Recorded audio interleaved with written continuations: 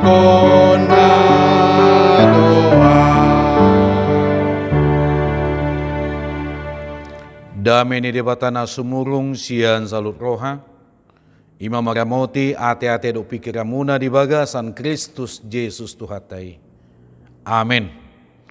Horas madihita salut nak. Urian itu hata na niholongan di bagasan Kristus Yesus hata ni debata nagawi ojahan ima di minggu dung parjolo Trinitatis ima dienet sian Evangelium Lukas bindu 12 ayat 10 rodi ayat 20 sada alai hujahama di hata Indonesia. Lukas pasal 12 ayat 13 sampai ayat yang ke-21. Beginilah firman Tuhan yang tertulis. Seorang dari orang banyak itu berkata kepada Yesus, "Guru, katakanlah kepada saudaraku supaya ia berbagi warisan dengan aku." Tetapi Yesus berkata kepadanya, "Saudara, siapakah yang telah mengangkat aku menjadi hakim atau pengantara atas kamu?" Katanya lagi kepada mereka, "Berjaga-jagalah dan waspadalah terhadap segala ketamakan.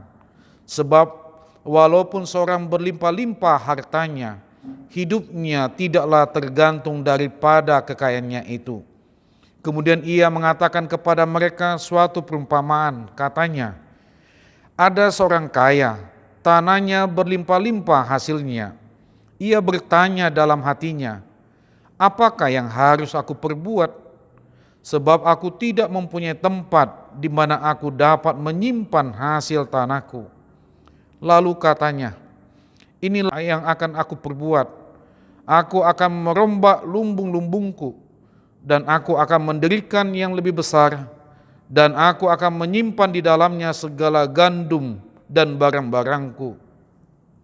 Sesudah itu aku akan berkata kepada jiwaku, jiwaku, ada padamu banyak barang, tertimbun untuk bertahun-tahun lamanya. Beristirahatlah, makanlah, minumlah, dan bersenang-senanglah.' Tetapi firman Allah berkata kepadanya, 'Hai engkau orang bodoh, pada malam ini juga jiwamu akan diambil daripadamu. Dan apa yang telah kau sediakan, untuk siapakah itu nanti?' Demikianlah jadinya dengan orang yang mengumpulkan harta bagi dirinya sendiri, jikalau ia tidak kaya di hadapan Allah." Demikianlah firman Tuhan yang tertulis. Saudara-saudara yang terkasih di dalam nama Tuhan Yesus Kristus, dalam minggu ini kita dibimbing melalui topik jauhilah ketamakan, pasiding ma hamu kuson. Jauhilah ketamakan. Saudara-saudara yang terkasih di dalam nama Tuhan Yesus Kristus, yang menjadi pertanyaan untuk kita, siapa yang tidak ingin menjadi orang kaya? Semua orang pasti menginginkannya. Kenapa? Karena kaya berarti memiliki uang banyak dan harta yang melimpah. Wow. Seperti ada lagu Bento, namaku Bento, mobilku banyak, harta berlimpah. Contoh. Menggambarkan kesenangan, kebahagiaan jika banyak harta, senang. Ya, semua orang pasti mengharapkan kaya. Tapi sayangnya banyak orang telah menempuh jalan yang salah untuk mewujudkan keinginannya menjadi orang kaya. Contohlah di negara kita ini, banyak sekali orang berlomba-lomba menimbun kekayaannya dan memperkaya dirinya sendiri dengan cara yang salah atau melanggar hukum. Semuanya menjadi tamak. Sebagai contoh dengan cara korupsi, memanipulasi pajak, sampai-sampai ada juga yang membobol bank. Ada juga mulai dengan cara yang kasar, merampok. Dan ada juga cara yang halus, yaitu mencairkan deposito dan menarik tabungan nasabah dengan memalsukan tanda tangan, termasuk penipuan, dan banyak lagi yang lain. Dengan semuanya itu, menjadi pertanyaan kita, apakah menjadi orang kaya itu salah? Berdosa? Tidak. Tapi usaha-usaha orang untuk memperoleh kekayaan itulah dengan cara yang salah. Itulah yang tidak dibenarkan. Malahan kita sebagai ciptaan Allah, Allah berharap hidup kita pun juga tenang dan juga hidup kita kalau bisa sukses dan kaya. Tapi dengan cara yang benar. Yang menjadi pertanyaan kita dengan semuanya itu juga, berapa lama kita hidup di dunia ini? Sadarkah kita? Hidup dunia ini hanyalah sementara. Ayub sendiri mengatakan dalam Ayub 1 ayat 21a, dengan telanjang aku keluar dari kandungan ibuku, dengan telanjang juga aku akan kembali ke dalamnya. Artinya Ayub mau menekankan bahwa dia datang ke dunia ini, lahir ke dunia ini, dia ada di dunia ini tidak membawa apa-apa. Dengan sederhana, hidup kita ini adalah sementara.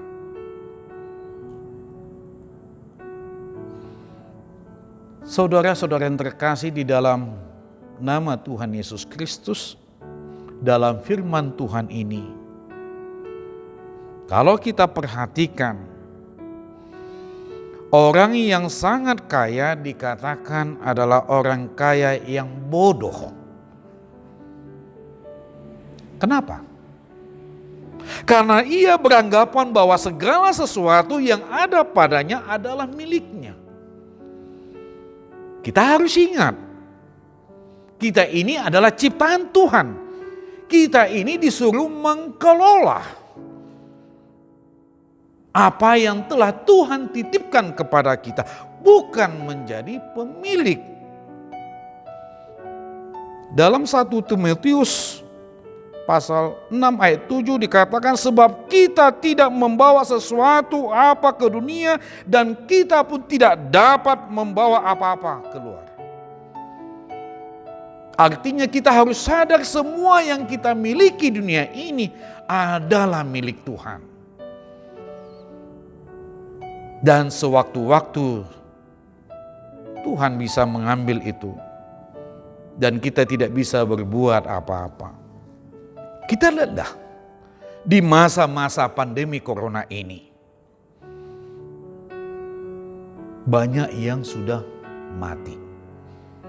Itu semua tidak melihat status atau kedudukan. Siapa saja bisa kena corona. Artinya tidak ada yang bisa menjamini hidupnya. Dan kalau kita perhatikan pada ayat 19 dikatakan, mengapa dia disebut orang kaya yang bodoh? Dia mengatakan, sesudah itu aku akan berkata kepada jiwaku, jiwaku ada padamu banyak barang tertimbun untuk bertahun-tahun lamanya, beristirahatlah, makanlah, minumlah, dan bersenang-senanglah. Orang kaya ini lupa bahwa hidup dunia ini hanyalah sementara. Itulah yang dikatakan dalam perumpamaan Tuhan Yesus. Disebut orang kaya yang bodoh. Kita juga boleh kaya, tapi dengan cara yang benar. Orang kaya yang bodoh ini, dia lupa bahwa hidup dunia ini hanyalah sementara. Karena dengan kekayaannya telah menutupi mata rohaninya, imannya.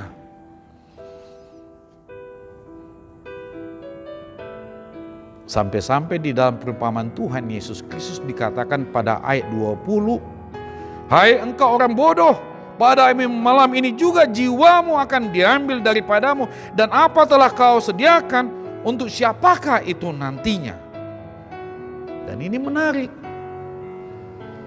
Kita tahu bahwa kita adalah ciptaan Tuhan, dan Tuhan juga menitipkan segala sesuatu kepada kita, dan Tuhan juga mempercayakan kepada kita kuasa tentang semua ciptaan Tuhan ini. Maka marilah kita jadikan sebetulnya apa yang telah Tuhan titipkan itu menjadi berkat sesungguhnya. Ada dampak yang baik untuk dunia sekitar kita. Tapi ketamakanlah itu yang merasuki hidup orang, sehingga dengan cara-cara yang tidak benar, dengan cara-cara yang salah, ia menimbun kekayaannya, dan dia tidak tahu bahwa hidup ini hanyalah sementara, sehingga akhirnya apa yang telah dikejarnya, apa yang telah dikumpulkannya semuanya itu, apakah memiliki dampak yang baik, apakah memiliki manfaat yang baik, apakah pengaruh yang baik untuk orang sekitar kita. Ini dalam ayat 20 jelas dalam perumpamaan Tuhan Yesus. Hendaknya apapun yang kita miliki semuanya itu memiliki arti dan manfaat untuk di sekitar kita. Apalagi itu semua harus kita pakai untuk memuliakan Tuhan. Saudara-saudara terkasih di dalam nama Tuhan Yesus Kristus, apa yang harus kita lakukan sebagai orang percaya terhadap harta kita, uang kita, atau jabatan kita, atau kekayaan kita itu semua? Yang pertama harus kita lakukan adalah menempatkan harta itu pada posisi yang benar. Dalam Ibrani 13 ayat 5a dikatakan, jangan menjadi hamba uang. Jangan uang menjadi Tuhan untuk kita. Malahan kitalah seharusnya menentukan apa yang telah Tuhan titipkan itu kepada kita semua. Bukan uang menguasai hidup kita. Dan jadikan juga Tuhan sebagai Tuhan atas diri kita. Dan jadikan semua yang kita miliki itu, yaitu adalah karunia Tuhan sebagai hamba sebetulnya. Yang kita manfaatkan semuanya itu sesuai dengan kehendak Tuhan. Apa yang telah Tuhan rancangkan itu dalam kehidupan kita. Itu yang harus kita lakukan. Dan kita juga harus bersikap benar terhadap harta kita atau uang kita atau jabatan kita. Semua yang kita miliki itu harus dengan rasa cukup. Artinya rasa syukur.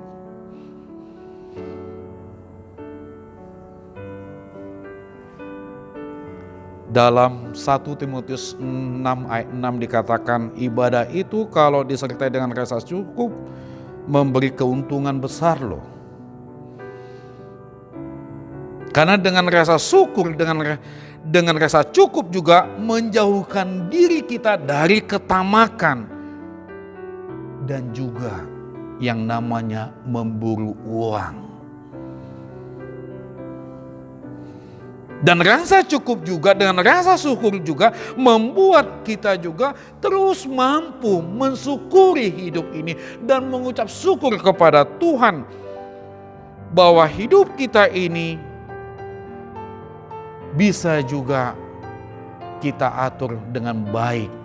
Terlebih juga kita akur dengan saudara-saudara kita dan bisa menjadi berkat untuk orang lain. Banyak orang dengan harta, dengan kekayaan yang telah diwariskan itu juga banyak orang menjadi berselisih dengan sesama saudaranya. Terjadilah percecokan, pertengkaran, dan juga ada sampai bunuh-membunuh. Inilah kalau hidup kita sudah dikuasai oleh uang atau harta itu. Sebagai orang percaya,